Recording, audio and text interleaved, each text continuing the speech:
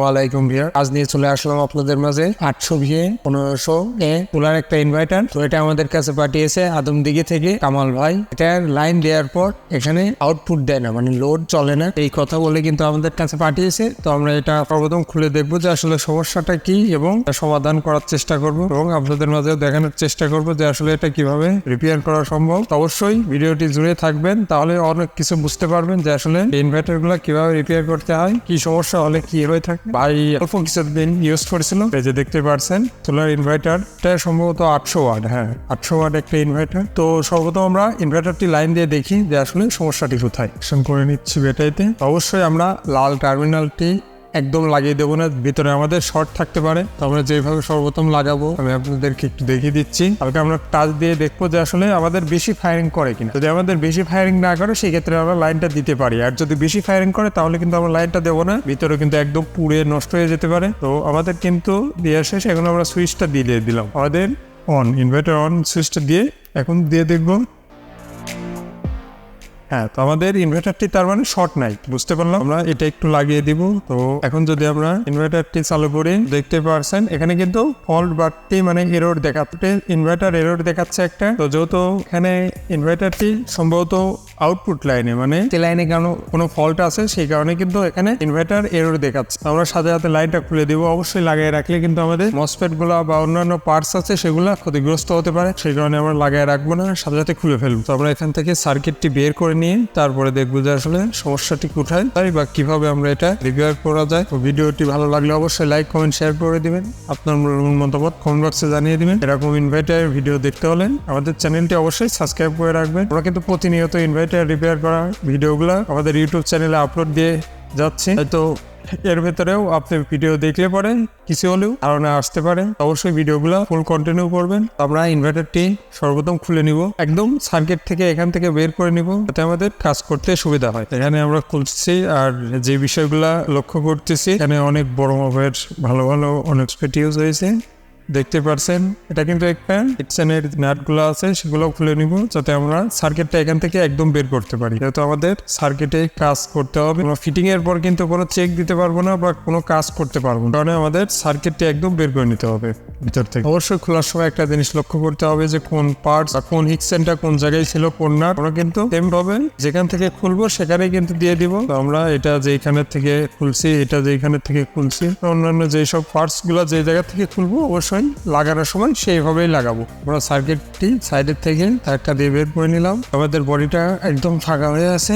সর্বপ্রথম আমরা সার্কিটটি সুন্দর করে ক্লিন করে নিব, যদি ময়লা থাকে। ক্লিন করার পর আমরা খেয়াল করে দেখবো যে আসলে কোনো ফিজিক্যাল ড্যামেজ আছে কিনা বা লাইন কোনো পুড়ে গেছে কিনা। তো এখানে টেপ মারা আছে বাজারের উপরে। তো ভাই আমাকে বলেই দিছে যে ভাই শব্দ করে, এই কারণে আমি মুখটা বন্ধ করে রাখছিলাম যাতে একটু কম শব্দ হয়। তো আপনারা কিন্তু দেখতে পাচ্ছেন এর আগে কোনো লোক কাজ করে নাই বা কোনো কাজ করা হয় নাই। তো আমরা সর্বপ্রথম খেয়াল করে দেখবো যে আসলে কোথাও কোনো রেজিস্ট্যান্স পুড়ে গেছে কিনা বা কোথাও কোনো মসফেট ফেটে গেছে কিনা, সেগুলো আগে সর্বপ্রথম আমরা খেয়াল করে দেখবো আসলে কোথাও কোনো প্রবলেম আছে কি। তো মোটামুটি আমার দেখা শেষ, কোথাও কোনো প্রবলেম পাচ্ছি না। আমরা 10 পেপার, আমরা সিপারেটর পেপার ম্যাটারগুলো খুলে নিলাম। এখন আমরা সর্বপ্রথম চেক দিয়ে দেখবো যে আসলে আমাদের কোথায় কোথায় ফল্ট আছে বা কি। সর্বপ্রথম আমরা মসফেট গুলা চেক দেবো।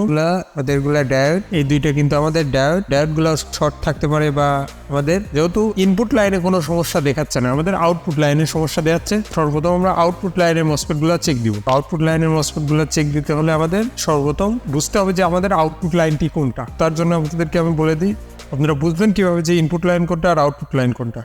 এই যে দেখতেই পাচ্ছেন আমাদের আউটপুট লাইন বের হয়েছে, এই লাইনটা দেখলেও আপনারা বুঝতে পারবেন এবং মসফেট গুলা দেখলেও বুঝতে পারবেন।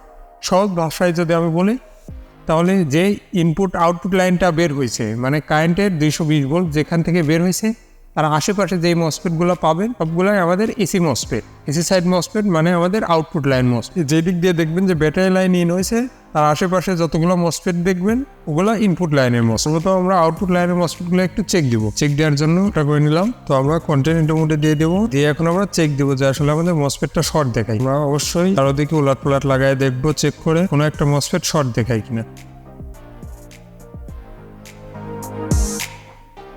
আমরা দেখতেই পারছি আমাদের এই মসফেটটা মোটামুটি সন্দেহভাজন আমরা হাতে রাখবো, যেহেতু এটা রিডিং কিন্তু খুবই কম আসতেছে, ৭৭ আসতেছে দেখতে পাচ্ছেন।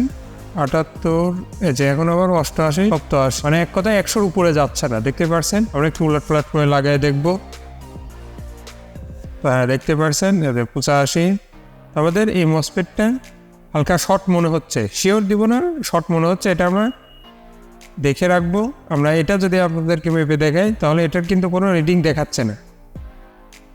দেখতে পাচ্ছেন, এটা রিডিং প্রায় আপনার 450 থেকে 800 পর্যন্ত দেখাইতে পারে। হ্যাঁ, এটাও আমাদের শর্ট দেখাচ্ছে না। তারপর এটা আমরা একটু সন্দেহভাজন ধরবো হাতে, না এটা আমাদের মোটামুটি ঠিক আছে। তো এটা আমরা দেখবো,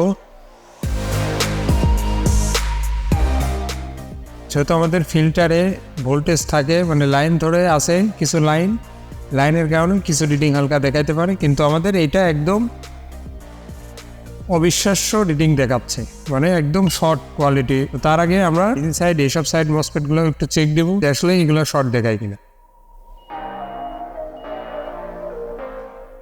এখানে এই মসফেটটাও মোটামুটি শর্ট দেখাচ্ছে তবে বন্ধুরা, এখানে হ্যাঁ এটাও হালকা শর্ট দেখাচ্ছে। এটা যদি দেখি আমি, এটাও মোটামুটি শর্ট দেখাচ্ছে। এই সাইডে রেস্টেন্ট মসফেট শর্ট দেখাইলেও কিন্তু এগুলো দেখাইতে পারে, যেহেতু লাইন শর্ট হয়ে যায়। তো সেই ক্ষেত্রে আমরা সর্বপ্রথম এই মসফেটটা খুলে দেখবো, তারপরে এগুলো চেক করে দেখবো যে এগুলো শর্ট দেখাইলে এগুলোও খুলে নিব। সর্বপ্রথম আমরা মসফেটটা খুলে নিব। এখানে হালকা লজেন ইউজ করতে পারি। লজেন ইউজ করলে আপনাদের এই যে রাংটা আছে দ্রুত গলবেন আর আমাদের কাজ করতে অনেক সুবিধা হবে। এখানে সাকার ইউজ করে খুলতে পারেন বা সাকার বাদে এইভাবে খুলতে পারেন, যেহেতু আপনাদের কাছে সাকার থাকবে না, এটাই স্বাভাবিক। তো আমি ওইভাবেই কাজটা দেখাই দিচ্ছি। আমরা ধীরে ধীরে কাজ করব।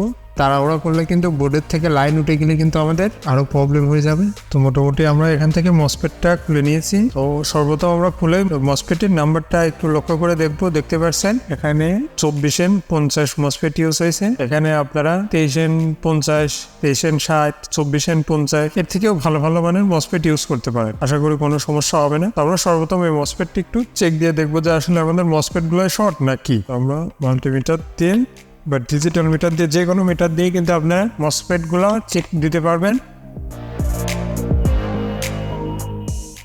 দেখতে পাচ্ছেন আমাদের মসফেটটা কিন্তু শর্ট দেখাচ্ছে, খোলার পরও কিন্তু রিডিং দেখাচ্ছে একদম শর্ট। হ্যাঁ, এখন আস্তে আস্তে কিন্তু বিপও দিচ্ছে, বিপ সাউন্ড দিচ্ছে। আপনাদেরকে যদি আমি শোনার একটু চেষ্টা করি, দেখতে পাচ্ছেন হ্যাঁ মোটামুটি আমাদের শর্ট, এই সাইডটা একদম শর্ট দেখাচ্ছে। এখন আমরা যদি লাইনটা একটু চেক দিই, আমাদের লাইনটি শর্ট দেখায় কিনা। তো এখানে কিন্তু আমাদের লাইনটি শর্ট দেখাচ্ছে না। তার মানে আমরা বুঝতে পারলাম আমাদের এসি সাইডের এই মসফেটটি শর্ট ছিল, সেই কারণে কিছু রিডিং দেখাচ্ছিল। আবার আমরা মসফেটগুলো চেক দেবো যে আসলে আর কোনো মসফেট শর্ট আছে কিনা। হ্যাঁ, তো আমাদের এই দুইটার ভিতরে একটা একটু শর্ট থাকতে পারে, যেহেতু এখানে কিছু রিডিং দেখাচ্ছে, অপোজিট সাইডে রিডিং দেখাচ্ছে না। এখানে আমরা একটু শর্ট করে ভোল্টেজটা ড্রপ করে দিব। মোটামুটি আমাদের এটা ঠিক আছে, আমরা বুঝতে পারলাম। আর এই যে এখানে যে আমাদের ডায়োড ইউজ হয়েছে, ডায়োডটা আমরা একটু চেক দিব, ডায়োডটাও শর্ট আছে কিনা সেটাও চেক দিব। মোটামুটি আমাদের ডায়োডটাও ঠিক আছে। আমরা যদি এখন এই সাইডে আমাদের ডিসি সাইডের মসফেটটা চেক দিই, তো দেখতে পাচ্ছেন আমাদের ডিসি সাইডের মসফেটটা কিন্তু শর্ট দেখাচ্ছে না। আমাদের ডিসি সাইডের মসফেটটাও কিন্তু ঠিক আছে। আমাদের ওই মসফেটটা শর্ট থাকার কারণে কিন্তু এখানে শর্ট দেখাচ্ছিল, মানে যেহেতু আমাদের লাইনগুলো শর্ট হয়ে গেছিলো, ওই লাইন ধরে এসে কিন্তু এই মসফেটগুলো করে এইগুলো শর্ট দেখাচ্ছিল। তখন দেখতে পাচ্ছেন লাগানোর সময় হালকা বিপ দিতে পারে। তো আস্তে আস্তে যদি বিপ চলে যায় তাহলে বুঝবো যে আসলে মসফেটগুলো শর্ট নাই। তো আমরা এটাও একটু দেখছি। তো মোটামুটি আমাদের এই মসফেটটা শর্ট দেখাচ্ছে, একটু লাগায় রাখবো আমরা। হ্যাঁ, আমাদের এই মসফেটটাও শর্ট দেখাচ্ছে, আমরা এটাও খুলে নিব। মোটামুটি সবাই বন্ধুরা খোলার পরে যেটা দেখতে পেলাম, আসলে আমি ওই সাইডের থেকে নাম্বারটা দেখেছিলাম না, তো সেই কারণে ভাবছিলাম এটা মসফেট। তো কিন্তু এটা মসফেট না, এটা ডায়োড। এটা আসলে ডায়োড। দেখতে পাচ্ছেন ডায়োডের আমাদের দুই সাইডের পিন কিন্তু এক, মানে আমাদের পজিটিভ, আর মাঝখানের পিনটা কালো। তো আমরা দেখবো যে দুই সাইডের পিনের থেকে মাঝখানের পিনে কোনো কন্টিনিউটি আছে কিনা। যদি থাকে তাহলে আমাদের ডায়োডটি শর্ট, আর যদি না থাকে তাহলে আমাদের ডায়োডটি ভালো। হ্যাঁ, তার মানে আমাদের এখানে আমাদের ডায়োডটি কিন্তু শর্ট দেখাচ্ছে।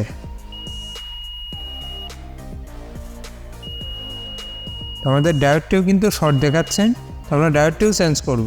আমাদের ডায়োডটির যদি আমি নাম্বারটা বলে দিই, 50% 1500A ডায়োডটি এখানে ইউজ হয়েছিল। তো আমরা একটু ডিসি সাইডের মসফেটগুলো চেক দেবো এবার। তো অনেকে বলতে পারে যে একটা একটা করে খুলতেছি এবং একটা একটা করে চেক দিচ্ছি। তো এইসব ইনভার্টারগুলো আসলে একটা মসফেট থাকলে পরে আর একটা মসফেট শর্ট দেখায়। তো ওই কারণে আমরা এক এক করে খুলতেছি এবং এক এক করে চেক দিচ্ছি, যাতে আমরা অ্যাকুরেট সমস্যাটি খুঁজে পাই। সর্বপ্রথম আমরা ডিসি সাইড মসফেটগুলো একটু চেক দেবো, দেখবো যে আসলে আমাদের এই মসফেটগুলো শর্ট আছে কিনা। তো আমরা কিন্তু ডিসি সাইডে কোনো সমস্যা পাইনি, তারপরে আমরা ডিসি সাইড মসফেটগুলো একটু চেক দেবো। ডিসি সাইড মসফেটগুলো ঠিকই আছে,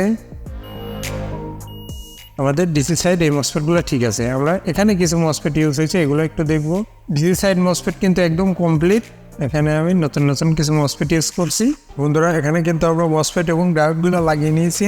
তো আমরা এসি সাইডে যে মসফেটগুলো ইউজ করতেছি, যে এখানে ছিল 24N50 মসফেট ছিল, আমরা দিয়ে দিচ্ছি 23N60 মসফেটগুলো দিয়ে দিচ্ছি। আর এখানে কিন্তু ইউজ হয়েছিল 24N50। তো আসলে আমাদের কাছে একটা মসফেট না থাকার কারণে, যেহেতু আমাদের একটা মসফেট একটু অন্যরকম হয়ে যাচ্ছে, ওই কারণে আমরা 4টা মসফেটই এক মাপের লাগাই দিচ্ছি। যেহেতু আমাদের কাছে এই মসফেটগুলো অ্যাভেলেবল নাই, তো আমরা সেই ক্ষেত্রে 23N60 লাগাচ্ছি। এটার কিন্তু ওয়াট একটু বেশি, একটু এম্পিয়ার কম, আর ওটার আপনার ওয়াট কম কিন্তু এম্পিয়ার বেশি। এটা আশা করি ওয়াট বেশি হওয়ার কারণে চালায় আরো মজা পাবে ভাই। এই কারণে আমরা এই মসফেটটা এখানে ইউজ করতেছি। আসলে ওটা আপনার 3টা একরকম হচ্ছে আর একটা একরকম হয়ে যাচ্ছে, তো সেই কারণে আর কি আমরা একসাথে 4টায় চেঞ্জ করে দিচ্ছি। যেহেতু ভাই দূর থেকে পাঠিয়েছে, আর 2 দিন পর যদি আবার নষ্ট হয়ে যায় সেই ক্ষেত্রে কিন্তু একটা অনেক খারাপ লাগবে ভাই। ওই কারণে আমরা একদম 4টা মসফেটই কিন্তু এক মানের দিচ্ছি এবং নতুন মসফেট দিয়ে দিচ্ছি। আমাদের চ্যানেলটি এখনো যারা সাবস্ক্রাইব করেনি, অবশ্যই চ্যানেলটি সাবস্ক্রাইব করে রাখবেন, যাতে এরকম ভিডিওগুলো আমরা আপলোড দেওয়ার সাথে সাথে আপনারা পেয়ে যান। তো ভিডিওটি ভালো লাগলে অবশ্যই লাইক কমেন্ট শেয়ার করে দেবেন, চ্যানেলটি সাবস্ক্রাইব করে রাখবেন। তো আমরা মসফেটগুলো লাগাই, তারপরে আবারও চেক করে দেখবো যে আসলে আমাদের ইনভার্টারটি শর্ট দেখায় কিনা বা আমাদের ইনভার্টারটাই কমপ্লিট হয় কিনা। তো অবশ্যই এখানকার ঝালাইগুলো একটু সুন্দর করে দিবেন আপনারা। ঝালাইগুলো যদি নর্মাল থেকে যায় তাহলে কিন্তু 2 দিন পর এখানে রিসোল্ডারিং হয়ে যাবেন। তো আমাদের মসফেটগুলো লাগানো শেষ, তো এখন আমরা লেগগুলো সুন্দর করে কেটে দেব। অবশ্যই ঝালাই করতে লেগে আমাদের একটা জিনিস খেয়াল রাখতে হবে, যে আমাদের লাইনটা তাতে শর্ট না হয়ে যায়। হচ্ছে এক জায়গায় আমরা ঝালাই করলাম আর এক জায়গায় শর্ট হয়ে গেল, এই বিষয়টা আমরা অবশ্যই খেয়াল রাখবো। শর্ট হয়ে গেলে কিন্তু আমাদের মসফেটগুলো নষ্ট হওয়ার চান্স থাকে। দেখতে পাচ্ছেন আমরা কিন্তু এই 4টা এবং এগুলো দিয়ে আমাদের ডায়োড এবং ডিসি সাইডের যে মসফেটটা থাকে, এই মসফেটটা আমরা পরেতে সুন্দর করে মাপলাম। তো মাপার পরে এটা ঠিক পেলাম, আমরা ডায়োডগুলো চেঞ্জ করেছি আর এসি সাইডের মসফেটগুলো চেঞ্জ করেছি। তো এখন আমরা সর্বপ্রথম লাইনটা দিয়ে দেখবো যে আসলে আমাদের ইনভার্টারটি চলে কিনা। তো আমরা কানেকশনগুলো করে নিচ্ছি। তার আগে যদি আপনাদেরকে আমি মেপে দেখাই, তাহলে আমি আপনাদেরকে বোঝানোর স্বার্থে একটু মেপে দেখাচ্ছি। দেখতে পাচ্ছেন এখানে হালকা রিডিং দেখায় চলে যাবে। হ্যাঁ, তো আমরা আমাদের ইনভার্টারটা কিন্তু ওকে। তো আমরা যদি ডিসি সাইডের টার্মিনালে লাগাই দেখি যে আসলে আমাদের এই লাইনটি শর্ট আছে কিনা, এটাও আমরা একটু চেক দিব। এই যে হ্যাঁ, এখানে আমাদের আস্তে আস্তে 2000-এর উপরে রিডিং চলে যাবে। আমরা একটু খেয়াল করে দেখি যে আসলে হ্যাঁ রিডিং চলে গেছে। আমরা যদি উলাট পালাট লাগাই তাহলে রিডিং এখানে শো করতেও পারে, নাও পারে। দেখতে পাচ্ছেন এটার বেলায় করতেছে না। তো তাতে আমরা বুঝলাম যে আমাদের ইনভার্টারটি ওকে। এখন আমরা কানেকশনগুলো করে দিব, তারপরে দেখবো যে আসলে আমাদের ইনভার্টারটি চলে কিনা। তো আমরা কানেকশনগুলো করে নিচ্ছি। তো আমরা নেগেটিভ টার্মিনালটি লাগিয়ে দেবো। অবশ্যই আমাদের এখানে কিন্তু উলাট পালাট হলে মসফেটগুলো নষ্ট হওয়ার চান্স থাকে। তো আমাদের চ্যানেলে কিন্তু এই নিয়ে অনেক ভিডিও আছে, যে আপনাদের ইনভার্টার যদি আপনারা ভুল করে উলাট পালাট লাগাই ফেলান বা আউটপুট লাইন দিয়ে যদি ইনপুট লাইন ঢুকাই দেন, তাহলে আপনাদের কি সমস্যা হতে পারে বা কি প্রবলেমগুলো হয়, সেই নিয়েও কিন্তু আমাদের এখানে বিস্তারিত ভিডিও আছে, চাইলে দেখে নিতে পারেন। আমি আই বাটনে দিয়ে দিব এবং ডিসক্রিপশনে লিঙ্ক দিয়ে দিব। তো আমরা জাস্ট একটু টাচ দিয়ে দেখবো আর কি, যে আমাদের শর্ট দেখায় কিনা।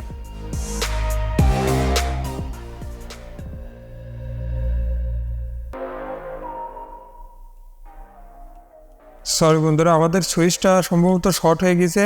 আসলে সুইচটা নাই দিতেই কিন্তু আমাদের ইনভার্টারটি চালু হলো। তারপরে একটু এখানে খেয়াল করে দেখবো যে আসলে আমাদের কোথাও লাইন শর্ট হয়ে গেছে কিনা। আসলে আমাদের সুইচ শর্ট দেখাচ্ছে না আমাদের লাইন শর্ট, এটা একটু আমরা ফাইন্ড আউট করবো। এখানে সরি বন্ধুরা, এখানে লেখাও আছে যে ফ্যান, যে দেখতে পাচ্ছেন আমরা ফ্যানের কানেকশনটা ভুল করে আমাদের সুইচিং এ করে দিয়েছিলাম। এই কারণে আমাদের ইনভার্টারটা সুইচ না দিতেই কিন্তু অন হয়ে গেল। আমরা আবারও ফ্যানে কানেকশন করে নিচ্ছি এবং সুইচটা সুইচিং এ কানেকশন করে নিচ্ছি। হ্যাঁ, তো আমরা মোটামুটি আমাদের কানেকশনটা করা শেষ। এখন আমরা লাইনটি দিয়ে দেখবো যে আসলে আমাদের সুইচটা অফ করে দিচ্ছি আমি। হ্যাঁ, দেখতে পাচ্ছেন আমাদের ইনভার্টারটি কিন্তু এখন সুইচ দেওয়ার সাথে সাথে চালু হচ্ছে এবং আমাদের ফ্যানটাও কিন্তু ঘুরতেছে। তো দেখতে পাচ্ছেন আমাদের লোড কিন্তু আউটপুট এখানে দেখাচ্ছে এই যে ইনভার্টার সবুজ বাতি জ্বলে আছে। তো আমরা একটু আপনাদেরকে লোডে দিয়েও দেখাবো। তার আগে আমি ব্যাটারির টার্মিনালটি একদম সুন্দর করে লাগিয়ে দিব।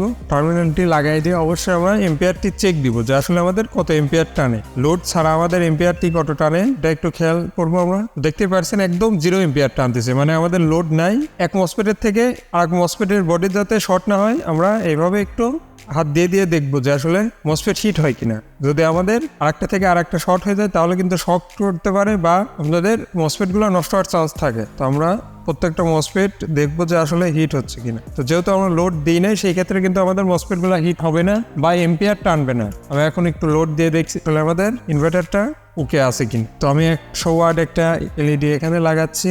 তো দেখতেই পাচ্ছেন আমাদের এখানে কিন্তু 100 ওয়াট যেহেতু লাগিয়েছে আমি এখানে এম্পিয়ার টানতেছে। দেখতে পাচ্ছেন এম্পিয়ার কিন্তু আপনার 1 এম্পিয়ার এরকম টানতেছে। তো আমরা লাইনটা অফ করে দিয়ে আবারও দেখবো যে মসফেটগুলো হিট হয় কিনা। হ্যাঁ, আমরা দেখতে পাচ্ছি মসফেটগুলো কিন্তু হিট হচ্ছে না। তার মানে আমরা বুঝতে পারলাম যে আমাদের ইনভার্টারটি প্রপারলি ওকে। আবারও আমরা সুইচ দিয়ে আপনাদেরকে দেখিয়ে দিচ্ছি। হ্যাঁ, আমাদের ইনভার্টারটি কিন্তু চালু হয়ে গেছে। দেখতে পাচ্ছেন এই যে এখানে আমাদের ডিসপ্লেতে এতে দেখতে পাচ্ছেন এখানে কিন্তু সর্বপ্রথম আমাদের ইনভার্টার এরর এরকম একটি লেখা আসছিল, এখন কিন্তু সবুজ বাতি জ্বলতেছে। তার মানে আমাদের ইনভার্টারটি ওকে আছে। এই যে এখানে দেখতে পাচ্ছেন কত ওয়াট টানতেছে, 72, 71, 72। যেহেতু এটা 60 ওয়াটের একটি ভাল্ব, আমি ভুল করে 100 ওয়াট বলেছি।